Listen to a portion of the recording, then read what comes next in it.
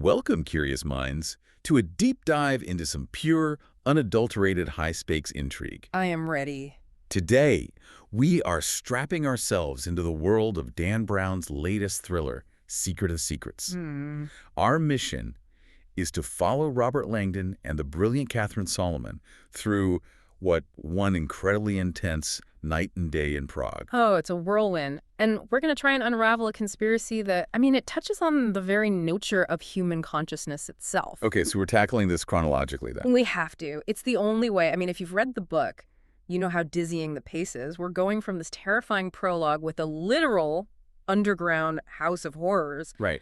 Through a desperate high-speed pursuit by, military-level hackers, and then finally into this massive, catastrophic confrontation inside a top-secret facility. So we'll give you the full summary, hitting all those key discoveries, and, of course, the fantastic plot twists. Exactly. And we have to start with the hook, because it's just so chilling.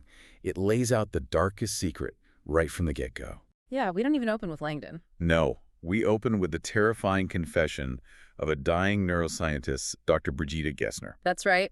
The novel kicks off with Gessner suffering a fatal out-of-body experience, an OBE. And what's so awful about it is she realizes she's dying while she is physically strapped into an experimental machine that she created. The irony is just profound. She's experiencing the very phenomenon she studied, but it's literally her death knell. And looming over her is this figure. A clay-masked figure called the Golem. Vaguely Slavic accent. Crudely etched letters on his forehead. And he calls the facility she helped build deep beneath Prague an underground house of horrors, accuses her of betrayal. So Gessner, in her final moments, just frantically tells him this disturbing truth before he leaves her to die. And that scene right there, it establishes the whole central conflict for you. Something horrific and scientifically advanced exists under Prague. And its guardian is a figure straight out of Slavic myth. So Gessner's death sets the stakes.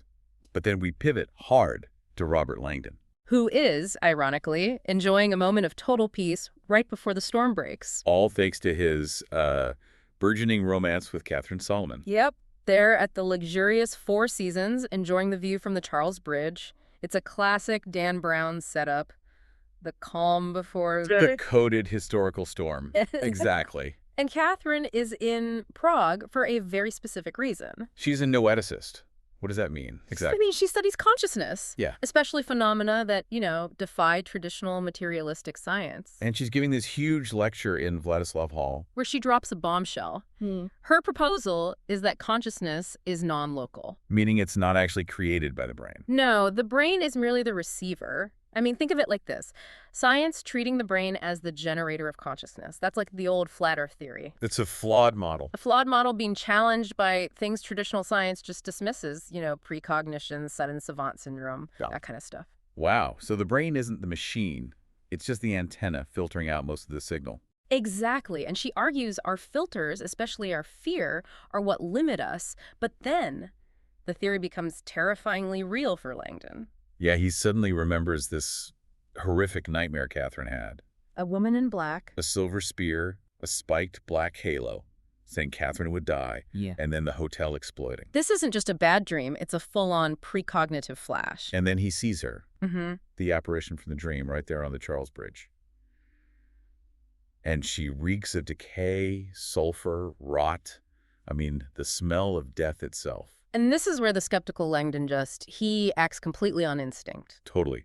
Throws his rationalism right out the window. He pulls the fire alarm, evacuates hundreds of guests. And jumps into the icy Vltava River. Just to escape a threat that seems straight out of ancient lore. It's a huge gamble for a rationalist. Definitely. And that impulsive action lands him in some very deep, very cold trouble. Literally. So in Act 2, he gets hauled out of the river and immediately interrogated. By Daisy Tez Captain Janacek, that's Czech intelligence, and the U.S. attaché, Michael Harris. And Janusz is not buying it. He calls Langdon's dream story Hovadina. Which is Czech for bullshit. Right. He thinks it's a publicity stunt for Catherine's book. But the stakes are already way higher. Langdon finds out Gessner was murdered, and he ends up at her lab at Crucifix Bastion with her lab assistant, Sasha Vesna. And we need to pause on Sasha for a second. She has TLE, temporal lobe epilepsy. Which is important because TLE is the neurological condition often linked to hyper-religious or mystical experiences. So her brain is naturally closer to that receiver mode Catherine was talking about. Exactly. So they find Gessner's body in an EPR a machine for stimulating brain pathways. And here's that grisly detail. Gessner's thumb. It had been surgically removed. Why? For the biometric security access to her research. And this is where the betrayals just start stacking up. Mm-hmm. Langdon discovers that Michael Harris, the handsome U.S. attaché who seemed to be helping, Was actually CIA, ordered by his superior, a guy named Finch, to spy on Sasha. he faked a whole romance just to get close to Gessner's research. It's a terrible moment for Langdon, but we'll leave him running for a minute because back in New York, Right, his editor, Jonas Falkman, is having his own crisis. a digital disaster that proves how powerful their enemy is. Falkman realizes Catherine's entire manuscript has been wiped. From the secure servers, the SVWs. And the backups in Maryland are gone too. This isn't just some book pirate. No way. Falkman knows immediately these are military-level hackers. He prints the last hard copy just seconds before Finch's agents Buzzcut on laptop. abduct him. They destroy that copy. But Falkman, he's quick. He remembered he had his own personal copy stashed away. And that one physical copy becomes the single most important object in the entire chase. It really does. So Falkman's terrified, Langdon is running, and Catherine is hiding out in the Clementinum's Baroque library. And she uses her knowledge of history to send Langdon a coded email. Using the Enochian alphabet and the codex Excel the Devil's Bible to tell him where she is. So Langdon finds her, and she confesses Finch's people deleted her life's work. And then Langdon hits her with his own secret. That he only burned her bibliography, just a distraction during the fire alarm. He hid the actual manuscript behind some books on the library balcony. It's such a great moment, and they finally connect the dots. Why the CIA is so invested in this? Gessner had specifically asked Catherine about patents because Catherine's manuscript included her old, rejected patent application for artificial neurons. And that's the whole engine of the plot. This rejected tech, this fantasy idea from her grad school days, was so brilliant the CIA is now secretly building it into a weapon. And they needed the manuscript gone to cover their It's tracks. their massive technology theft. Exactly. And that brings us right to Act 3, Project Threshold. Okay, so to find Threshold, they need an ally. Ambassador Hyde Nagel, a former CIA attorney who was framed by Finch. She helps them escape Jean Natchik and confirms that the CIA runs a shadowy venture capital firm. In QTEL. Or Q. Right. It invests in national security tech. And Langdon theorizes that Threshold is located under Fallmonka Park, inside an old bomb shelter. And it must have a cleverly disguised second entrance. Which is just classic Dan Brown. It's a concrete ventilation shaft painted to look exactly like the Star Wars droid R2-D2. You can't make this stuff up. So they use the tram tunnel to get in, using a cloned biometric card from Gessner's phone that she'd brilliantly hidden as a health club app. And once they're inside, what do they find? The whole horrifying truth. Robotic surgeons, drug labs filled with psychedelics, patient records.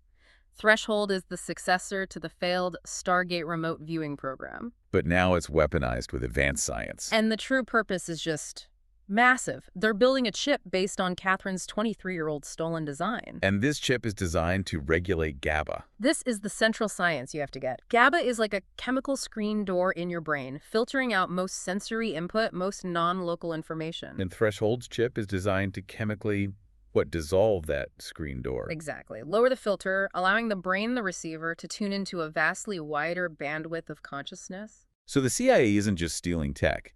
They're trying to scientifically weaponize the very definition of spirituality. They want to be able to remote view the universe to gain world-controlling intelligence. And how are they doing it? By monitoring the visions of dying psychonauts, patients whose GABA filters are naturally dropping as they approach death. And the records confirm their first subjects were Sasha Vesna, Patient number 2. and a Russian named Dmitry Sisevich, patient number 1.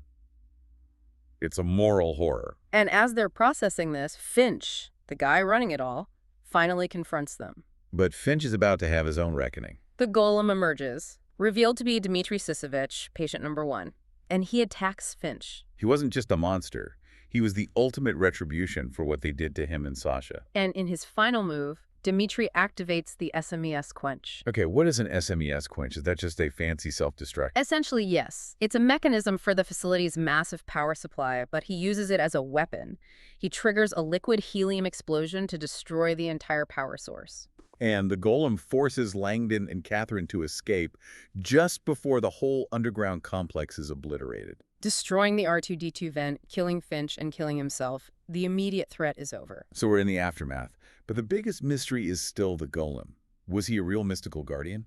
Well, Langdon connects the pieces. The Russian accent, the multiple personalities, calling himself a protector, the intense trauma. And he realizes Dmitry Sisevich is the protective altar personality. That manifested within Sasha Vesna's body to absorb the trauma of the experiments. It's Brown's classic move, taking an ancient myth, the golem, and pinning it to a clinical diagnosis. Dissociative identity disorder, EDD. Sasha is one receiver tuned to multiple stations, and Sasha herself is found safe. Her altar locked her away to protect her. But now Sasha is the irreplaceable asset the CIA needs to rebuild Threshold. So Ambassador Nagel, seeking redemption, agrees to a risky negotiation with the CIA director, Judd. And her plan is brilliant. It is. She agrees to return Sasha to the CIA, but only in exchange for immunity for Langdon and Catherine, and crucially, legally binding oversight of the CIA's future consciousness research. That oversight clause is huge. It's not just about them, it's about holding the agency accountable. Securing Sasha's safety and their own freedom, they win the political battle. So their journey ends in New York Harbor.